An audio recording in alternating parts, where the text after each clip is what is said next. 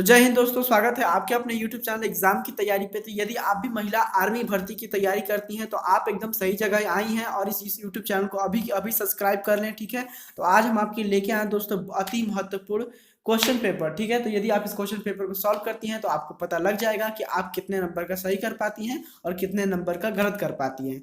ठीक है, तो चलिए वीडियो को शुरू करते हैं। जैसा कि आप सभी लोग को पता है कि मिलिट्री पुलिस के क्वेश्चन पेपर को 3 भाग में डिवाइड किया जाता है। जो पहला भाग होता है वो सामान्य ज्ञान से होता है, जो आपको ऊपर दिख रहा है। ठीक है, जो दूसरा भाग बनाते हैं वो सामान्य विज्ञान से बनाते हैं। ठीक है, यानी जनरल साइंस से। और जो तीसरा भाग बनाते हैं क्वेश्चन पेपर का, वो भाग बनता है मैथ यानी कि गणित का। ठीक है, तो आपको समझ में आ गया कि क्वेश्चन पेपर को 3 भाग में डिवाइड किया जाता है। ठीक है, तो ये टोटल नंबर का जो होता है ये 100 नंबर का होता है पेपर। ठीक है, इसमें 50 प्रश्न पूछे जाते हैं। ठीक, तो क्वेश्चन पेपर के बारे में आपको जानकारी पता लग गई। अब आपको ये जानना है कि क्वेश्चन किस लेवल से पूछे जाते हैं, सामान्य ज्ञान, सामान्य विज्ञान या फिर गणित में। उसके अनुसार आप तैयारी कर पाती है। ये सिंपल पेपर आपकी काफ़ी ज़्यादा हेल्प करेगा यदि आप मिलिट्री पुलिस की तैयारी करते हो तो आप पेन और पेंसिल लेके बैठ जाओ। ठीक है, जो आपको आंसर आए उसे कमेंट बॉक्स में जरूर बताइए कि हमसे इतने क्वेश्चन बने इतने क्वेश्चन में से। ठीक है, तो पहला क्वेश्चन जो है कि कामाख्या देवी मंदिर किस राज्य में स्थित है। तो डैश दिया गया है, वहां पे किस रहेगा। ठीक है, तो कामाख्या देवी मंदिर किस राज्य में स्थित है। तो बड़ा प्रसिद्ध मंदिर है कामाख्या देवी का। तो ऑप्शन दिया है कर्नाटक, महाराष्ट्र, नहीं, मध्य प्रदेश, हिमाचल या आसाम। ठीक है, तो जो इसका राइट आंसर आप लोग को पता होगा तो हमें बताइएगा। ठीक है, इसका जो राइट आंसर होगा ऑप्शन नंबर डी होगा। ठीक है, आसाम में बड़ा प्रसिद्ध मंदिर है कामाख्या देवी का। ठीक, तो हमारा अगला प्रश्न है कि जामा मस्जिद कहाँ पर स्थित है। तो आप सभी लोग को पता है कि जामा मस्जिद भारत की सबसे बड़ी मस्जिद है। ठीक है, तो ये दिल्ली में स्थित है, यानी ऑप्शन नंबर सी। आप देख सकते हैं कि क्वेश्चन का लेवल किस प्रकार से, यानी बहुत आसान होता है। ठीक है, पेपर कोई दिक्कत वाली बात नहीं है। यदि आप अच्छे ढंग से तैयारी करते हैं तो आपका 100% सिलेक्शन हो जाएगा। ठीक है, और तीसरा क्वेश्चन है कि नगर होल वन्य जीव अभ्यारण्य खाली स्थान किस राज्य में है।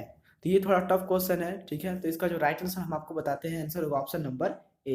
ठीक है, कर्नाटक। ठीक है, क्योंकि ये इतना प्रसिद्ध वन जीवन अभ्यारण्य नहीं है।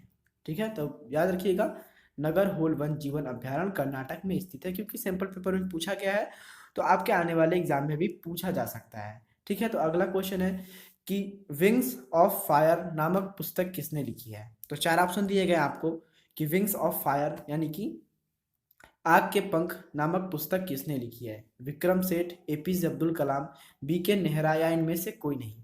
तो बड़ी प्रसिद्ध किताब है और बड़े प्रसिद्ध व्यक्ति ने इसे लिखी है, तो इसीलिए इसका राइट आंसर होगा ऑप्शन नंबर सी। ठीक है, एपीजे अब्दुल कलाम ने लिखी है इस पुस्तक को। ठीक, तो हमारा अगला प्रश्न है कि सिखों के अंतिम गुरु कौन थे। हाँ, सिख भाइयों के जो अंतिम गुरु थे वो कौन थे। तो जिसका राइट आंसर बनेगा ऑप्शन नंबर ए, गुरु गोविंद सिंह सिख के अंतिम गुरु थे। है बुल और बियर। ठीक है, बुल और बियर यानी सांड और भालू शब्दावली का इस्तेमाल डैश डैश किस में किया जाता है। ठीक है, ऑप्शन दिया है सांड की लड़ाई में, राजनीति में, स्टॉक में या फिर इनमें से कोई नहीं। तो दोस्तों यदि आप स्टॉक मार्केट के बारे में थोड़ी भी जानकारी रखते हो या फिर आप पेपर में देखे होगे, कभी दिखाता होगा कि सेंसर ऊपर गया या फिर सेंसर नीचे गया, तो वहां पर भी बुल और बियर का सिंबल जरूर आपको देखने को मिलेगा। ठीक है, तो जिसका राइट आंसर होगा ऑप्शन नंबर सी। ठीक है, स्टॉक मार्केट में प्रयोग किया जाता है बुल और बियर का। अगला क्वेश्चन है दोस्तों हैरी पॉटर। ठीक, आप इस मूवी का नाम, सभी बच्चों की फेवरेट मूवी है, आपको पता होगा हैरी पॉटर। चित्र चलचित्र यानी जानते हैं आप लोग क्या होता है। चलचित्र यानी होता है फिल्म। ठीक है, याद रखिएगा चलचित्र यानी होता है फिल्म। ठीक है, तो हैरी पॉटर फिल्म में मुख्य भूमिका निभाने वाला बाल कलाकार का नाम है। ठीक है, तो यदि आपको इसका आंसर पता है तो जरूर बताइए, नहीं पता है तो हम आपको बताते हैं कि इसका राइट आंसर होगा option number A, Daniel Radcliffe. ठीक है, डेनियल रेडक्लिफ ने हैरी पॉटर की मुख्य भूमिका निभाई थी। ठीक, तो हमारा अगला प्रश्न है कि भारत की सबसे घनी आबादी वाला राज्य कौन सा है। तो घनी आबादी का नाम सुनते ही आपको आइडिया लग गया होगा कि घनी आबादी सबसे ज्यादा उत्तर प्रदेश यानी ऑप्शन नंबर बी में है। ठीक, तो अगला प्रश्न है मन्नार। ठीक है, मन्नार की खाड़ी डैश डैश स्थित है।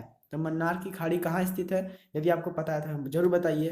तो जो मन्नार की खाड़ी स्थित है ऑप्शन नंबर ए यानी कि तमिलनाडु में। ठीक, तो हमारा अगला प्रश्न है कि निम्न में से कौन सा धातु स्टील में है। ठीक है, स्टेनलेस स्टील में है। तो जिसका राइट आंसर होगा ऑप्शन नंबर ए। ठीक है, तो हमारा अगला प्रश्न है कि 6 अगस्त 1945 में किस शहर पर परमाणु बम से हमला हुआ था। तो ऑप्शन देख के आप लोग को पता लग गया होगा कि इसका जो राइट आंसर होगा ऑप्शन नंबर सी। ठीक है, 6 अगस्त 1945 को हिरोशिमा में परमाणु हमला हुआ था अमेरिका के द्वारा। ठीक है, तो हमारा अगला प्रश्न है कि पिरामिड किस देश में पाए जाते हैं। तो आप सभी लोग को पता होगा कि दोस्तों की पिरामिड जो पाए जाते हैं वो मिस्र देश में पाए जाते हैं। ठीक है, तो अगला प्रश्न है कि राजघाट कहाँ पर है। ठीक, तो राजघाट कहाँ पर है, तो इसका राइट आंसर होगा ऑप्शन नंबर ए, राजघाट दिल्ली में है। ठीक, लखनऊ किस शहर के तट के किनारे बसा हुआ है। ठीक है, मतलब लखनऊ किस शहर के नदी के तट के किनारे पर बसा हुआ है।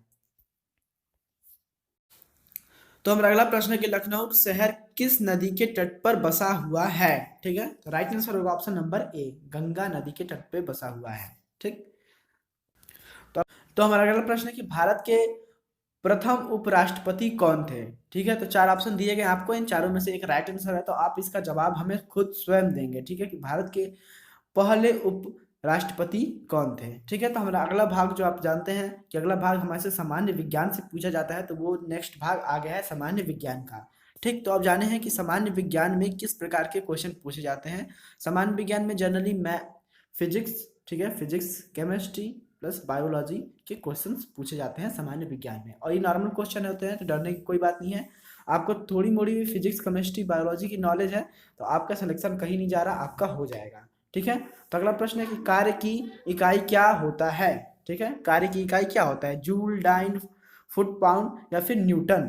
तो इतना आसान क्वेश्चन आपको पता है कि कार्य की इकाई जूल होती है। ठीक है, तो राइट आंसर मार के आप आगे बढ़ जाएंगे। अगला है कि न्यूटन की, तो पूछा है हमसे अगला प्रश्न कि निम्नलिखित में से कौन सी धातु यानी कौन सा मेटल, ठीक है, उष्मा और विद्युत दोनों का सुचालक है। ठीक है, यानी कि हीट और इलेक्ट्रिसिटी दोनों का कंडक्टर करता है। ठीक है, तो इसका जो राइट आंसर बनेगा दोस्तों, आंसर बनेगा ऑप्शन नंबर बी। ठीक है, चांदी, यानी सिल्वर हीट और इलेक्ट्रिसिटी दोनों को अपने अंदर से कंडक्ट कर सकता है। ठीक, तो चलिए चलते अपने अगले प्रश्न को जानते हैं कि हम अगला प्रश्न क्या है। तो अगला प्रश्न दोस्तों कि जब मेथेन जलती है तो क्या बनता है। ठीक है, क्वेश्चन है कि जब मेथेन गैस जलती है तो क्या बनता है। तो उसका जो राइट आंसर होगा दोस्तों, आंसर होगा ऑप्शन नंबर ए, CO2। ठीक है, तो आप लोग को CO2 का तो पता होगा नाम कि CO2 किसे बोलते हैं, कार्बन डाइऑक्साइड को बोलते हैं CO2। तो हमारा अगला प्रश्न है कि तांबा, जस्ता और निकिल से बनने वाले मिश्र धातु का नाम क्या होता है। ठीक है, तांबा यानी कि कॉपर, जस्ता और निकिल से बनने वाले मिश्र धातुओं को क्या कहते हैं। तो जिसका राइट आंसर होगा दोस्तों, आंसर होगा ऑप्शन नंबर ए, स्टीलनेस स्टील, आपको पहले ही बता दिया गया था। ठीक है, तो हमारा अगला प्रश्न है दोस्तों कि निम्न में से कौन सा सबसे साधारण हाइड्रोकार्बन है। तो आपको इसमें से 3 ऑप्शन दिए गए हैं, मान लीजिए ये तो इनमें से कोई नहीं है, तो ये 3 आइटम से छांटना है कि साधारण हाइड्रोकार्बन इसमें से कौन सा है। ठीक है, तो सबसे पहले आपको पता होना चाहिए कि हाइड्रोकार्बन होता क्या है। ठीक है, और वो भी सिंपल हाइड्रोकार्बन। ठीक, तो इसका जो राइट आंसर होगा दोस्तों, आंसर होगा ऑप्शन नंबर सी, यानी कि मीथेन। तो हमारा अगला प्रश्न है सूक्ष्मदर्शी यानी कि माइक्रोस्कोप का नामांकन किसने किया। यानी कि माइक्रोस्कोप जो होता है उसको जो नाम दिया गया वो नाम किसके द्वारा दिया गया है। Option number A, Robert Hooke, B, Faber या फिर सी, अगस्तु या डी, मेडल। ठीक है, तो जो इसका राइट आंसर होगा दोस्तों, आंसर होगा ऑप्शन नंबर बी, फाबर। ठीक है, फाबर के द्वारा दिया गया सूक्ष्मदर्शी का नामांकन किया गया, यानी उन्होंने ही नाम रखा था सूक्ष्मदर्शी। ठीक, तो हमारा अगला प्रश्न है कि निम्नलिखित में से कौन सी बीमारी का उन्मूलन हो चुका है, यानी कौन सी बीमारी का उन्मूलन हो चुका है। ठीक, तो जिसका राइट आंसर होगा दोस्तों, आंसर होगा ऑप्शन नंबर ए। ठीक है, चेचक। ठीक दोस्तों, चेचक का उन्मूलन पूरी तरह से हो गया है। तो हमारा अगला प्रश्न है दोस्तों कि यूरिया कहाँ तैयार होता है। जिसमें पूछा नहीं गया है दोस्तों कि यूरिया कहाँ तैयार होता है, तो हम क्या बताएं, शरीर में हमारे पूछा गया है फिर फैक्ट्री में। तो इसका पता लगाने के लिए दोस्तों हम लोग जानेंगे ऑप्शन देख के कि आखिर पूछा कहाँ से गया है। ठीक है, तो बात किया गया यहाँ पे गुर्दा, जिगर या पित्ताशय की। ठीक है, इसका मतलब पूछा गया है कि हमारे शरीर में यूरिया कहाँ तैयार होता है। तो यदि दोस्तों लीवर को हिंदी में जिगर बोलते हैं, ठीक है, तो इसका जो राइट आंसर होगा दोस्तों, आंसर होगा ऑप्शन नंबर बी। ठीक है, क्योंकि यूरिया हमारे लीवर में तैयार होता है। तो अगला प्रश्न है कि ईस्ट मुख्य स्रोत है।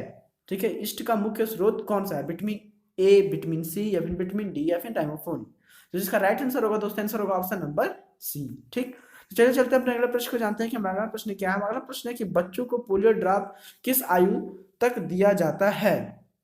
तो बड़ा जनरल सवाल है दोस्तों, इसका आंसर आप सभी लोगों को पता होना चाहिए कि बच्चों को पोलियो ड्रॉप की खुराक 5 वर्ष तक दी जाती है। ठीक, चलिए चलते हैं अपने अगले प्रश्न को, जानते हैं कि अगला प्रश्न क्या है। तो अगला प्रश्न है कि निम्न में से कौन सी धातु प्रथम वर्ग में आती है। ठीक है, तो ऑप्शन दे दिया गया आपको, लिथियम, बेरिलियम, आयरन, बेरियम। ठीक, तो पूछा है कि प्रथम वर्ग में कौन सी धातु आती है इनमें से।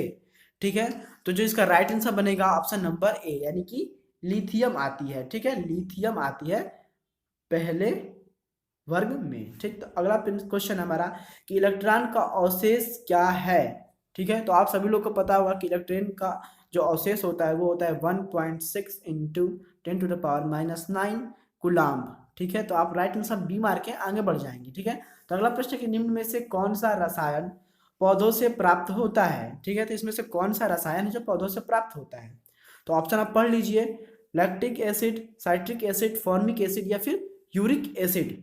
ठीक है, तो जो इसका राइट आंसर होगा दोस्तों, आंसर होगा option number B, citric acid प्राप्त होता है पौधों से। ठीक, तो हमारा अगला प्रश्न है कि सूर्य के प्रकाश में कौन से तत्वों की पूर्ति होती है, यानी कि सूर्य के प्रकाश में कौन से तत्वों की पूर्ति हो जाती है हमारे शरीर में। ठीक है, तो इसको आम बोल भाषा में हम बोल सकते हैं कि सूर्य की प्रकाश से हमको कौन सा विटामिन मिलता है। ठीक है, यही क्वेश्चन का कहने का सेंस है। ठीक, तो जो इसका राइट आंसर बनेगा दोस्तों, आंसर बनेगा ऑप्शन नंबर बी, यानी कि विटामिन डी। ठीक है, तो चलिए चलते हैं अपने अगले प्रश्न। तो जो हमारा अगला प्रश्न है कि किस परमाणु के बाह्य कक्ष में अधिकतम कितने इलेक्ट्रॉन होते हैं। ठीक है, तो जो इसका राइट आंसर होगा दोस्तों, आंसर होगा ऑप्शन नंबर डी। ठीक है, यानी कि 8 होते हैं। ठीक है, बाह्य कक्ष में, तो याद रखिएगा 8 होते हैं बाह्य कक्ष में अधिकतम इलेक्ट्रॉन। ठीक है, तो I really appreciate your time दोस्तों, मिलते हैं आपको अपनी नेक्स्ट वीडियो में। ठीक है।